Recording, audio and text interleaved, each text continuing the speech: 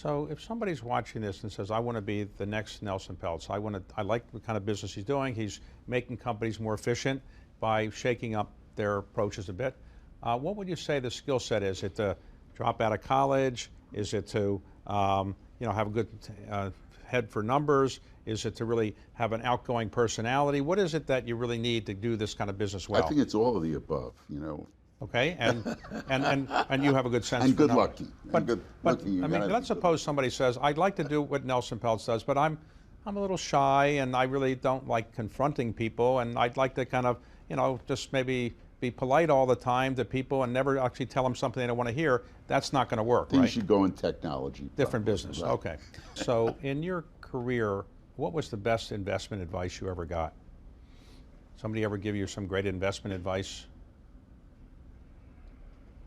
Says, sales up, expenses down. That's your best advice.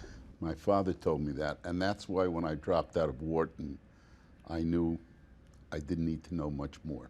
If somebody said to you, what are the biggest mistakes that you see investors make? What would you say the most common mistake that an investor makes? I think they lose sight of their own common sense, their own judgment, and start to get swept up in a tide of euphoria.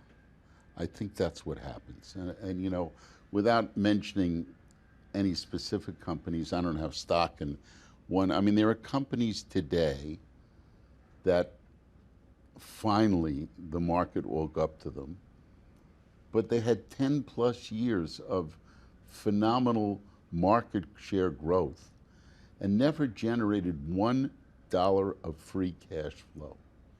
And they did it for 10 plus years, and the markets kept rewarding them until they finally stopped.